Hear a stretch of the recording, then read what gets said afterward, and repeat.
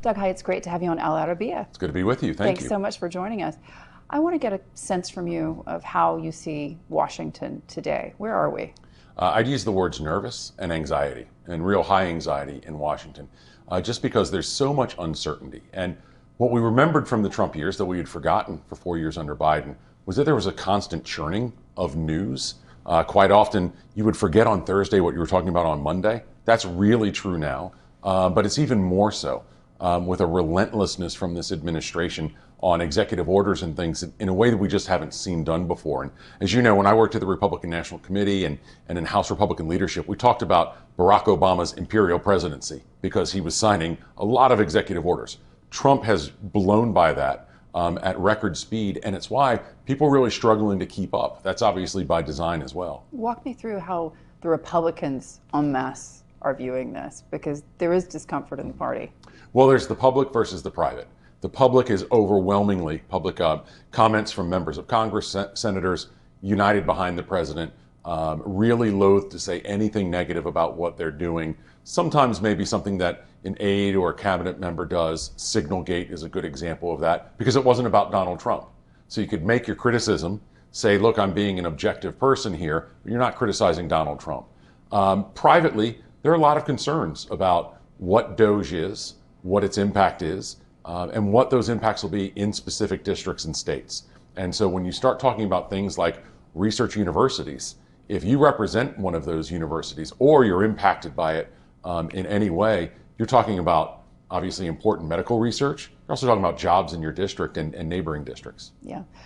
Walk me through the signal crisis, because as you say, one after another, things are happening at a rapid pace. It's a blitzkrieg, essentially, coming from the White House. And at the same point, this is an administration that's been able to stay on message.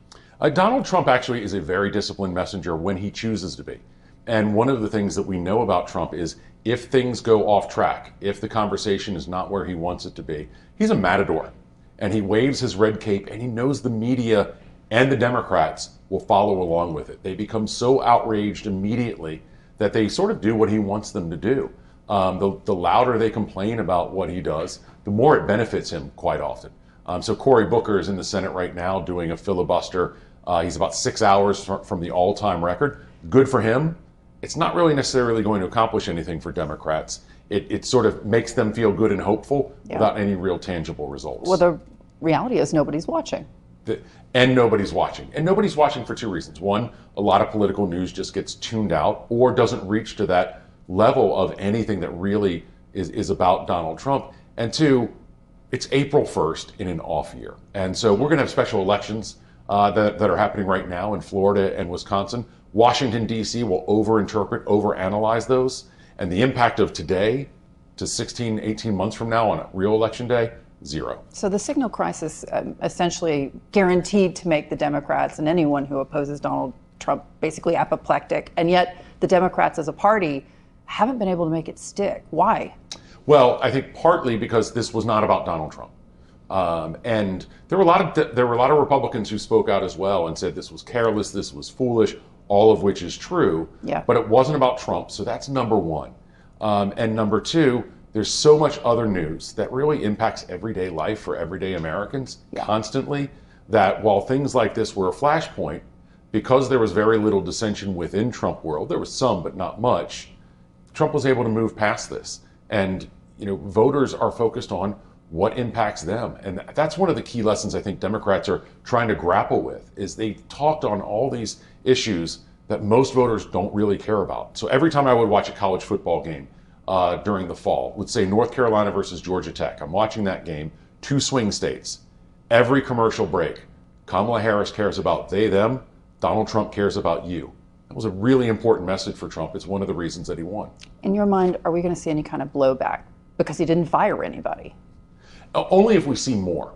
And that's always the risk in any kind of situation like that. What do we know? What's the full impact? What actually happened? Yeah. And if we hear that there are more examples of this, then there could be a problem. And that certainly would be, again, staff and cabinet officials, national security advisors, not the president himself. And that's one of the interesting things here is we know Donald Trump's reputation is he's somebody who loves to say, you're fired. He hasn't said that yet. Yeah. Tell me this, when we think about that, behind closed doors chatter, particularly on the Republican side, what can the Republicans in Congress and the Senate, House of Representatives actually do to push back on the administration? What are the levers? Because he's signing executive orders.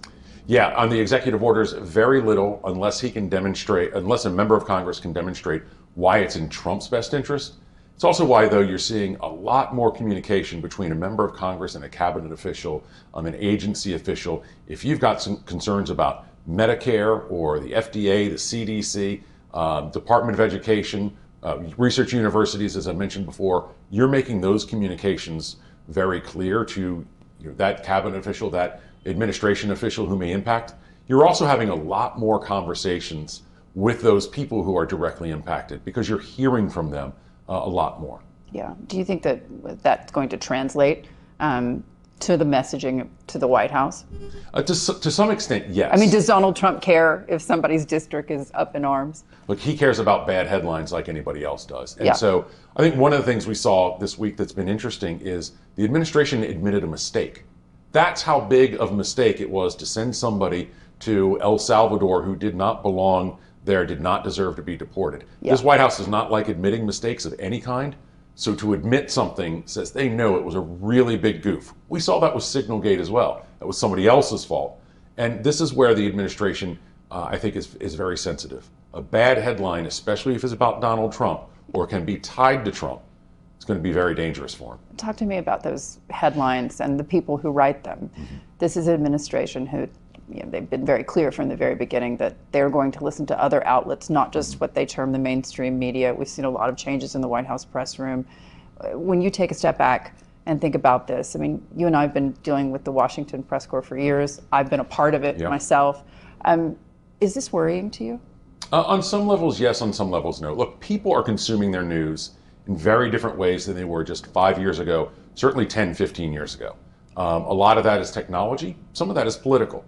And so that is going to be reflected in changes in the White House briefing room. And in that sense, it makes total sense. Absolutely. And some of this, certainly had happened before. And I would say there is some anti-conservative, anti-Republican bias there. When Huffington Post was given a spot in the briefing room, there wasn't an outrage. Yeah. But if Breitbart is, there is an outrage. And that comes from, a very Washington-centric area and association. And, as journalists are in that season, if they love giving each other awards and patting each other on the back, they do risk sending the signal that they don't understand the conversation that voters are having that doesn't necessarily include cable news or the networks as we know them. Yeah, the first time that Donald Trump won the election, there was a conversation being had in every major network newsroom about how did we miss this and how can we, build a news team that's more reflecting broader American viewpoints. I will say, in the media's defense, and in my defense on that, I thought Donald Trump was going to lose in 2016 because Sean Spicer and Reince Priebus were telling everybody that, this race is over. By the way, I'm looking for work. So, and he looked like he had lost that day when he went to the voting Absolutely. Nobody was more surprised than him. But there was clearly something happening in the country that was hard to really get a hold of. And the news organizations attempted, to say, okay, well, we need outside voices. NBC hired Megyn Kelly, for example. But that's not the reaction that we had this time around, is it? No, I think part of it is a shock and awe. It's also doom and gloom. And for some of these reporters, they're having flashbacks to, the first Trump years. Nobody had a Friday night because something happened between 3 p.m. and 6 p.m. on Friday. He's tweeting. Every Friday he's tweeting. Somebody got fired. And here's how much it was. I remember a Friday where it was the day that Sean Spicer got fired. Now, I've known Sean since 1995. And Anderson Cooper's show asked me to come up and do a one-on-one to talk about Sean. So I said, sure. By the time I got to New York, and one-on-one with Anderson is worth traveling to New York for an 8-minute interview. By the time I got to New York, I turned on the TV in my hotel room, and there was some Washington Post story about Jeff Sessions. And I said, I'm not getting my one-on-one hit with Anderson, because that's how fast things happened in the first Trump administration, where the most identifiable face of the administration outside of the president himself was canned, was a story for a few hours, not a full day. That's even more true now. And that goes back to why Signalgate has blown over. Tell me this, how concerned is this town about what we're going to see happen over the next 24 hours? And I'm talking about tariffs. Very concerned. And not just this town. One of the things you see, and I saw it on my way over here, advertisements on buses that say tariffs or taxes paid for by the Canadian government. There's a lot of concern about what uncertainty this may bring. Obviously, tariffs raise prices immediately. You're hearing a lot of arguments about how you're not just putting a tax on or a tariff on wine that's coming from Burgundy. You're making it harder for the importer, to the distributor, the waiter, the retailer to sell those products. So they're going to argue about American jobs. Yeah. And then the big reaction is going to be, what do the markets do? Trump is going to announce whatever he's going to announce, and no one knows yet, even within the White House.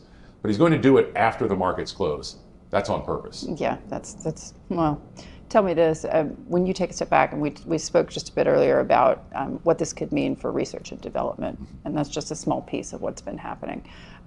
DOGE, that's not something we saw in the first administration. Yeah. How do you see this town grappling with DOGE?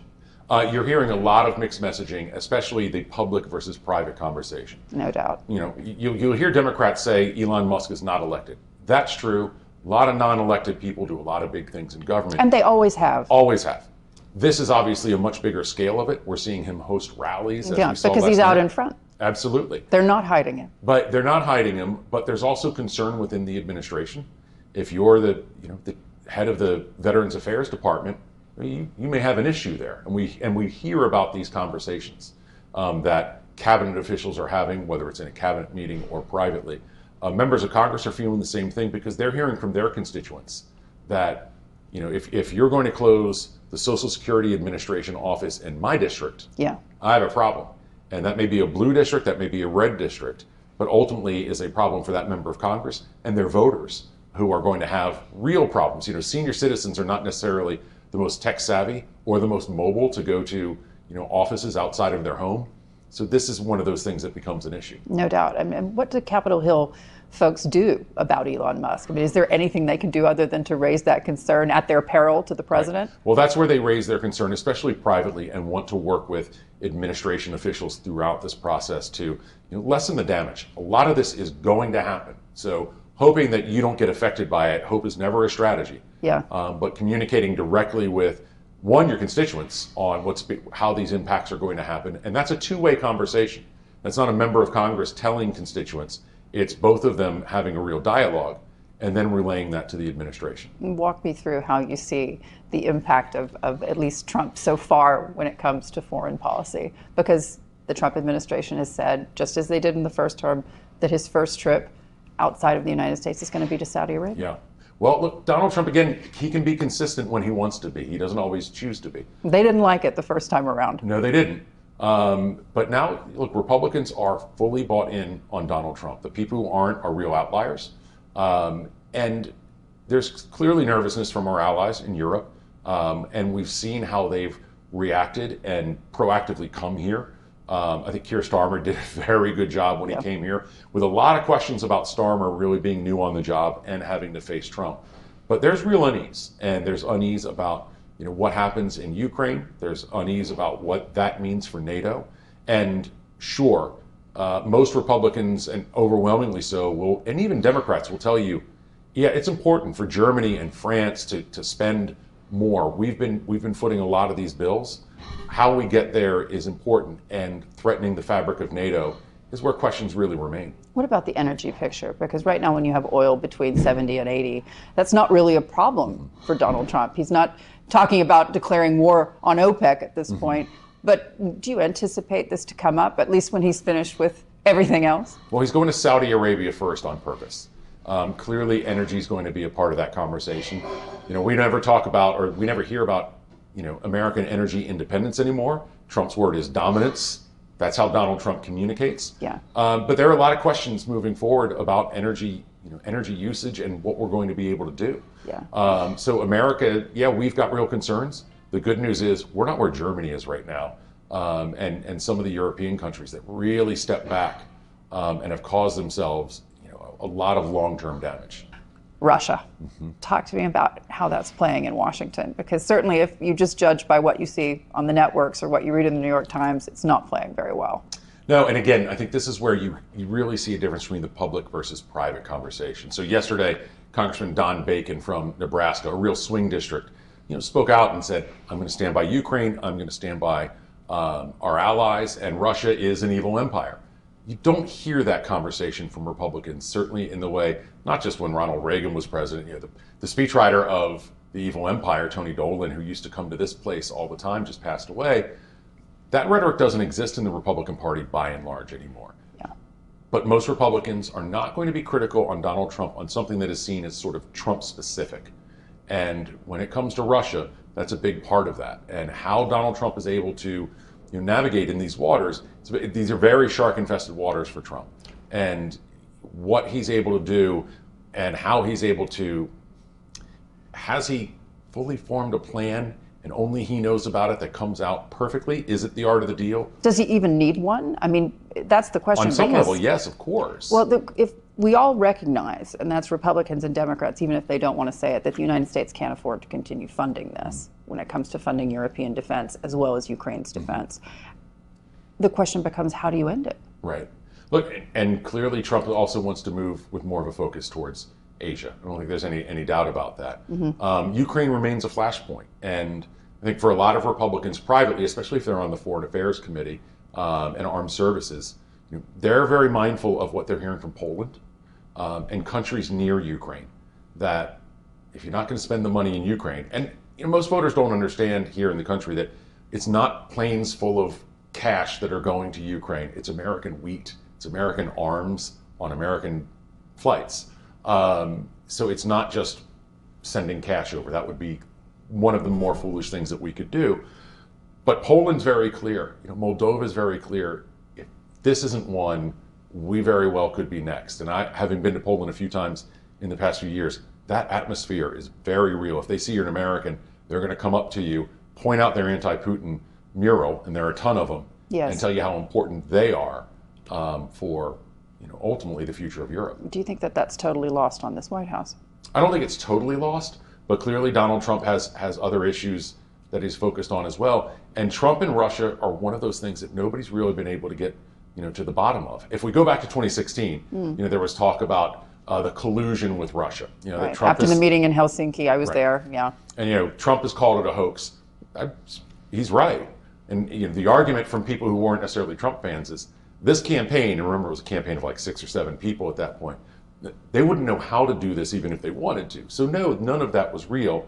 But there are still very real questions about what is his relationship with Putin, because everything he seems to say falls in line with exactly where Putin wants Trump to be. So again, either he has this art of the deal, grand strategy that nobody knows, or there's real concern, there's real reason to be nervous. Tell me this, I mean, you have these conversations more regularly than I do, and you're sitting at the bar at Cafe Milano, you're sitting with the folks that matter.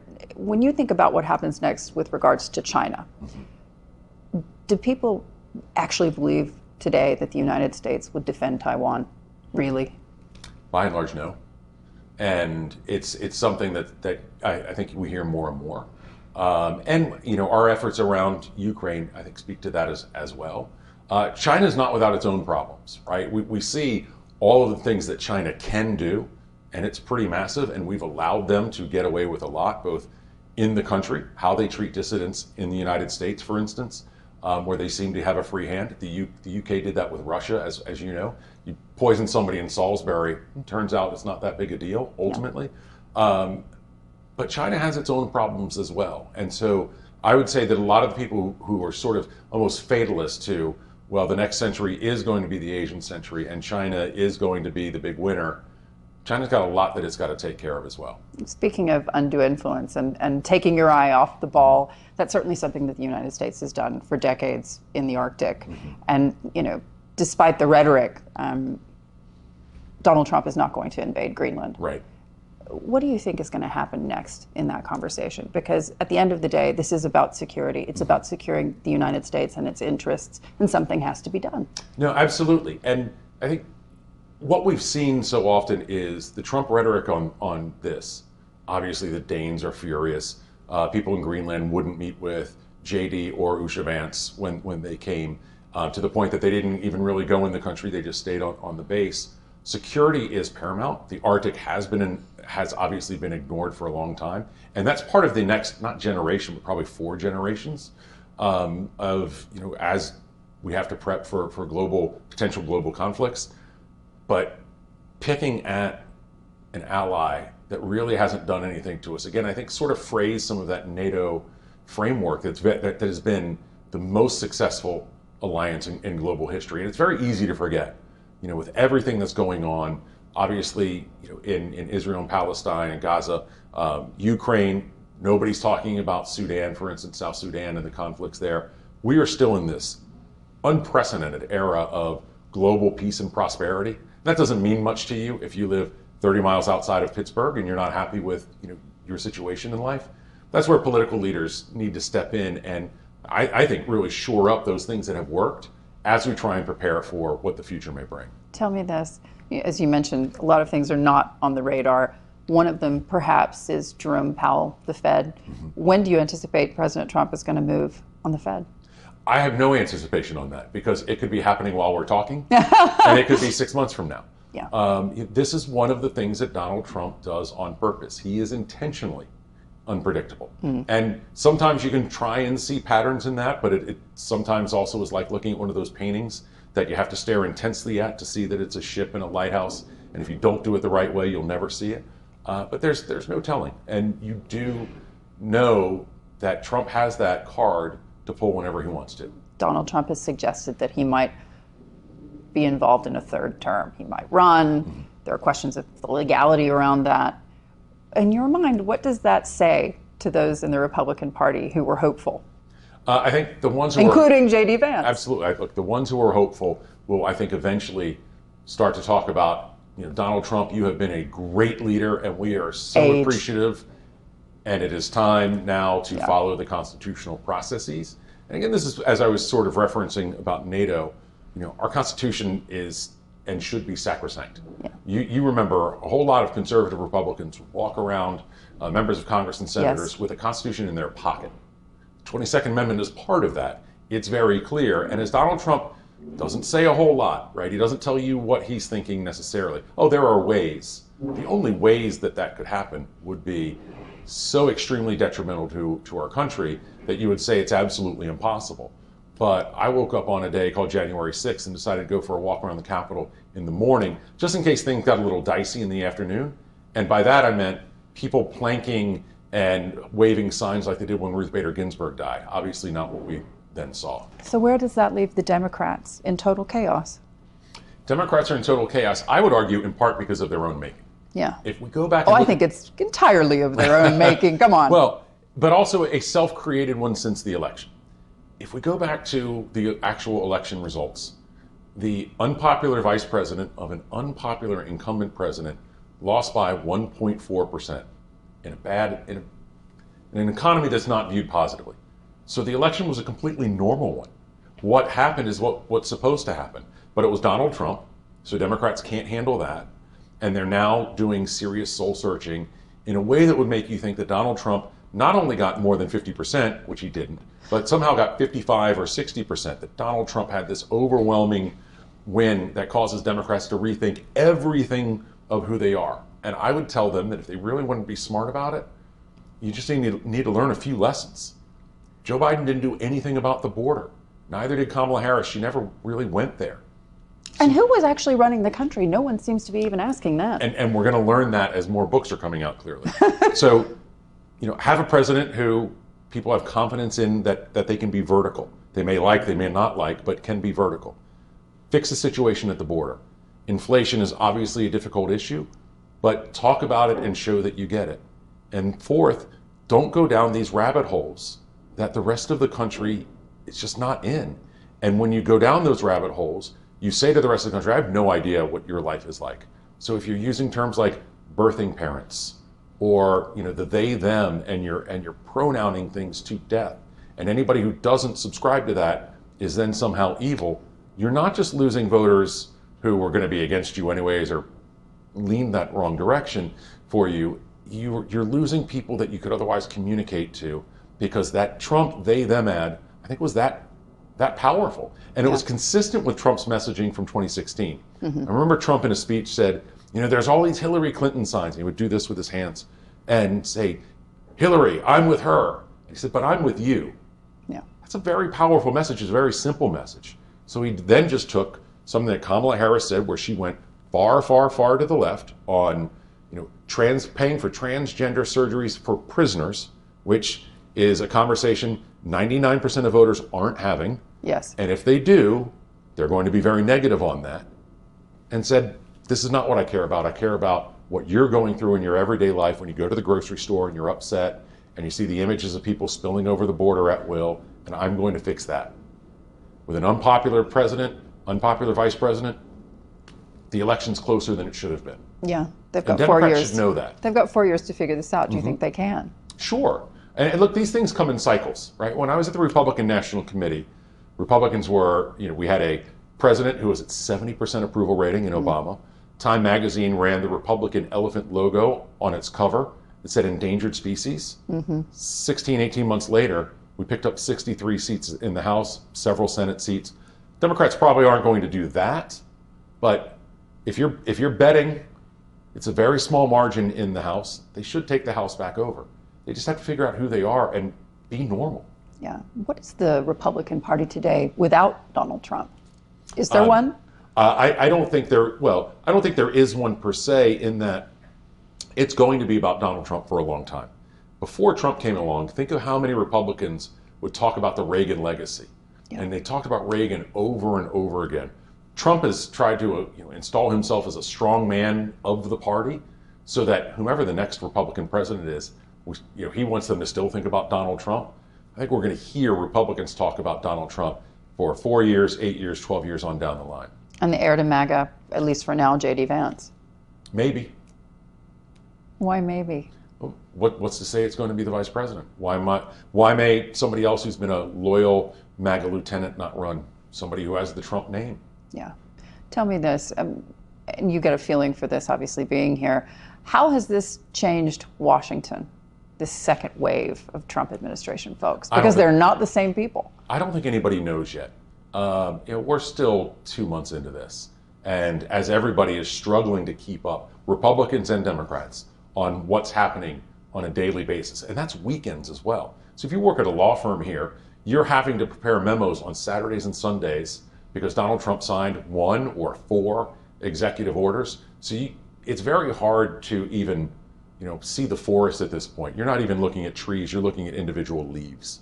Yeah. And the longer people do that in Washington, I think the more it benefits Trump. And what about the disconnect between the real economy, which is essentially, what Trump talks about and that got him elected, and the Wall Street numbers, because those are not looking very good. No, they aren't. And you have two things happening at once. By and large, the American economy is doing well. Wall Street has very real concerns, and then voters have concerns. It's the grocery store this morning. Eggs were $5.99 a dozen. That's lower. By the way, they've fallen for several weeks. Why we haven't seen Donald Trump at a grocery store touting that surprises me. But busy elsewhere. You're never more busy than being in a place that voters can relate to. Remember Donald Trump going to that McDonald's? That might have been his best political event. Gold. Absolutely. That Kamala Harris couldn't do the same thing and do it well. She had worked at one.